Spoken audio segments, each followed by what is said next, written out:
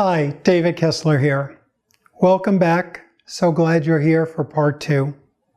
And I really want to acknowledge you for doing the first part. This is hard dealing with the things you're dealing with.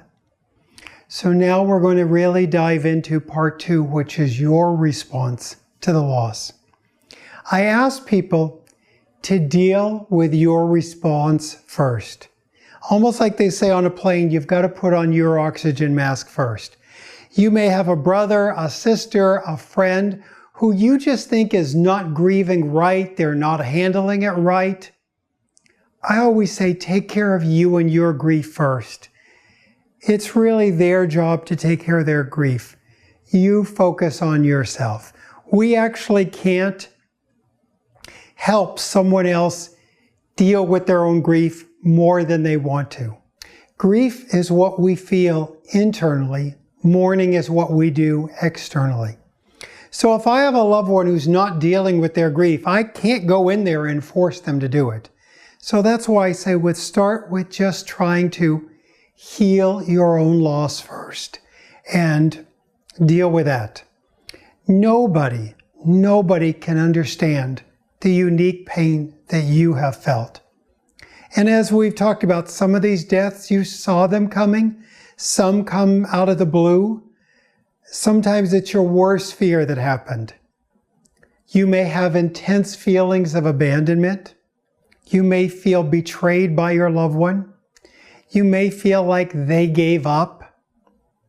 You may want to deny all this. You may want to deny the loss or not deal with it. And as tough as these things are, we know when we deny the grief, the depression, the post-traumatic issues of it, the anxiety, if we don't address emotions, we miss the opportunity to really heal the pain so we can find the love. People talk about all those feelings and they go, are these feelings okay? They're horrible that I had the feeling my loved one gave up, or they're horrible I had this feeling.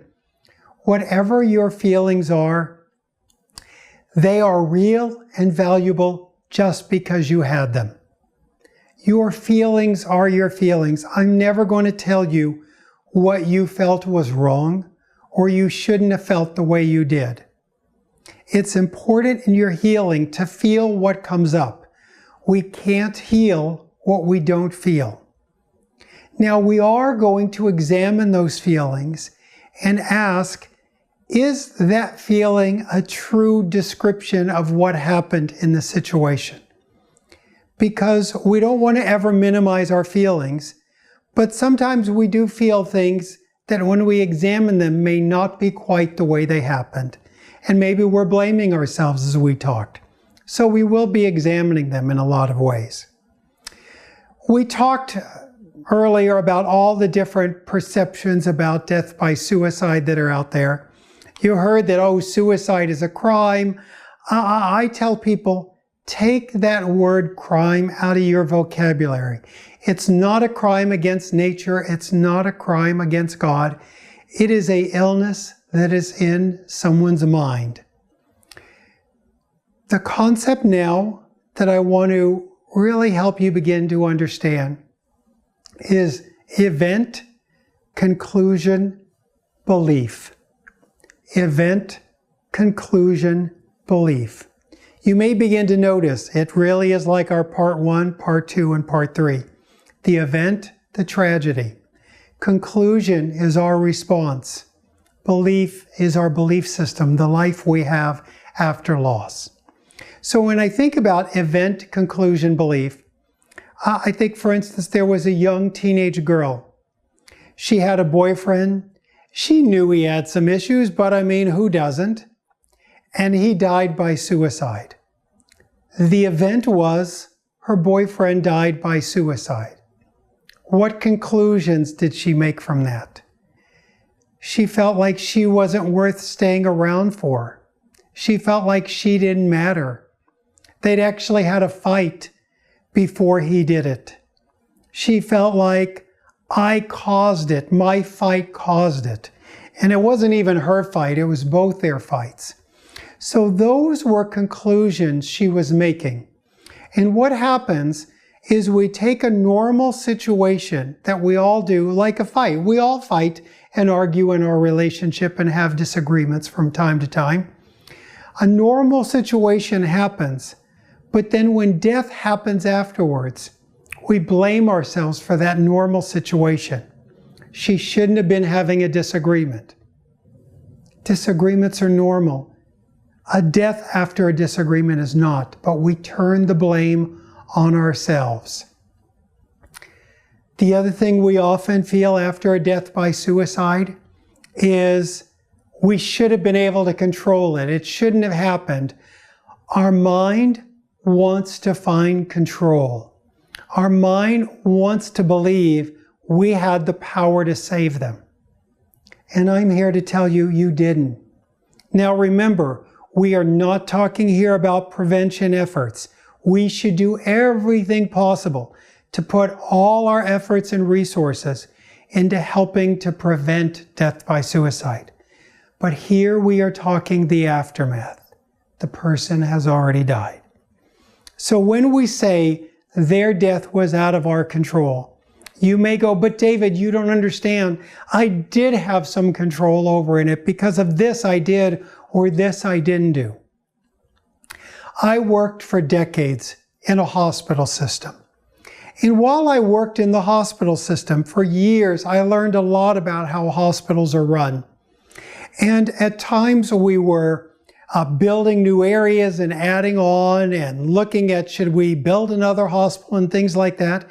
And I learned hospitals, like any other building, have designers, they have planners, they have architects.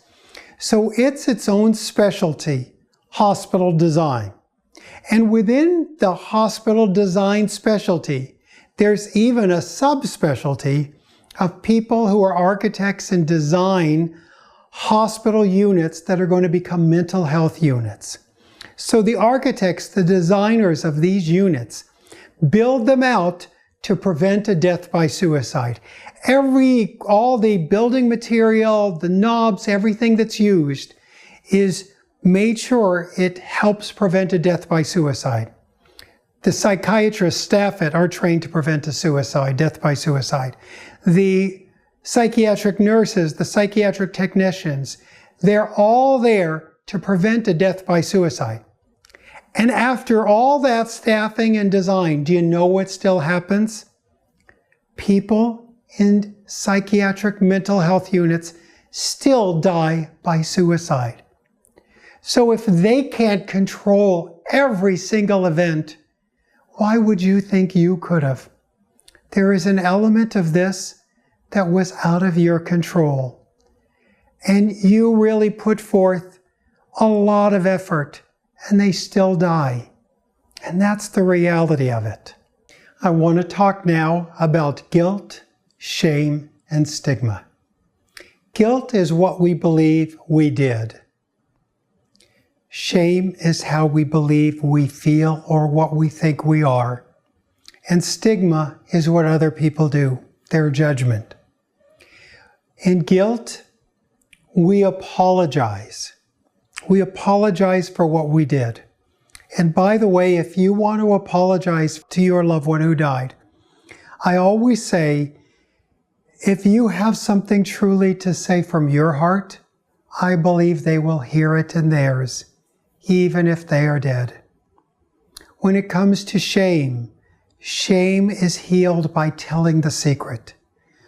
Shame needs secrecy to survive. So telling the secret, saying things out loud, makes us realize other people have had this same thought. We're not the only one. And stigma is what other people will say. And what's important in stigma is not to take it on. Just because someone says it, you don't have to believe it. Just because someone said something contributed to their death doesn't mean they're right or they're correct. One person I know even said, someone died in our family because our family was so dysfunctional you had to die your way out of it. I thought, oh my God, how horrible is that? Try not to take those kind of judgments on. That's not why they died. Families are always dysfunctional. And what's important, and I hope you'll consider if you're not already in a support group, going to one. Because sometimes what happens in a support group is you hear other people. You hear other people judging themselves, blaming themselves. And you're like, that's not true. And you realize if it's not true for them, it's not true for you either. When we talk about that blame, we see how it's so easy to take it on after someone dies. I can remember my first year in college, I was probably 18 years old. And my college roommate had a friend named Jeff. And Jeff called one day and he, asked for my roommate. And I said, no, he's not here. And, I said, I'll let him know. And that was our phone call. The next day he died by suicide. I felt like I should have stopped. I should have said, how are you? I had to work with myself and tell myself, I can't say to every stranger I barely know in life, how are you? No, really. So to not take that blame on is so challenging. And partly it's challenging because our mind wants to find a reason for death.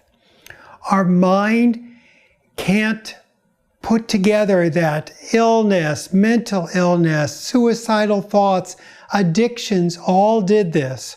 Our mind wants to find that one thing. And one of the things I want you to understand is what preceded the death did not always cause the death. The thing you did or didn't do, the call you made or the call you didn't make, did not necessarily cause the death. So think about that concept. What preceded the death does not always cause the death. Not going to that last therapist appointment maybe isn't what did it.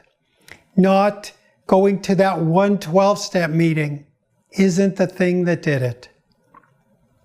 The other thing that's sort of the other extreme of this is sometimes after a loved one dies, people will tell me they feel a sense of relief. And the moment you feel relief, if you have felt that emotion, you feel guilty for having it. And I tell people, you have to remember, you're feeling relief because their suffering is ended, not because they died. Now, and remember, we talked about the worst things to say to people in grief after a loved one has died by suicide. You would never say, oh, I'm so glad that your loved one's at peace now. But sometimes what we say to ourselves is okay. I always say, if you open the window, it's a draft. If I open the window, it's a breeze, right? So I might say to myself, I do have a little bit of peace knowing they're at peace now. But you might not want someone to say that to you at the funeral.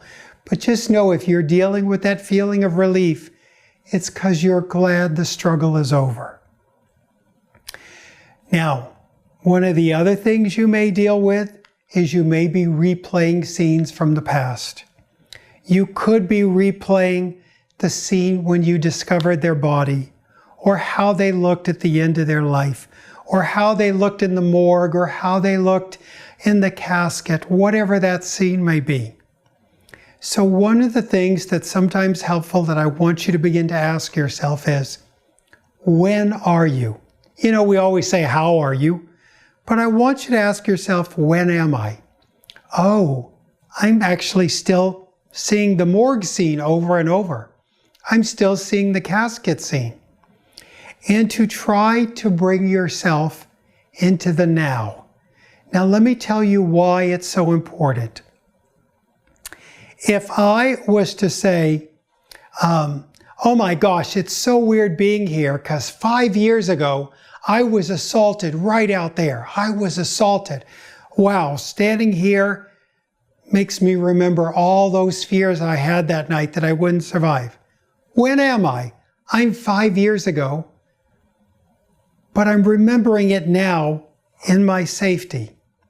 However, what if I was here with you going, wow, I'm really freaked out being here. This is an unsafe place. What's going on? I'm feeling yesterday's feelings now. So it's like we're re-feeling yesterday's feelings, post-traumatic stress. You're still in front of the casket.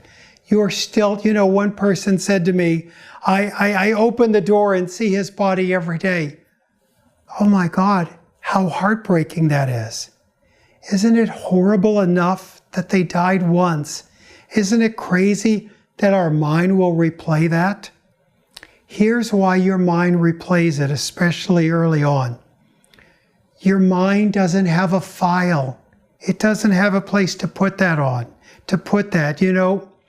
When I'm at a lecture and there's a woman sitting in front of me, I have lots of files in my mind. People at my lecture, women, people who work in the field of grief, people who are in grief, and I put her in all these areas. I don't have a file in my mind for discovering someone's body after they died by suicide. No wonder it's floating around trying to find a place. So to remember early on, this will happen. If it continues to happen, to help yourself come into the now and go, right now, this is safe. No one's still in the closet being undiscovered dead. No one's killing themselves right now. Right now is safe. And it's so important to come into the now.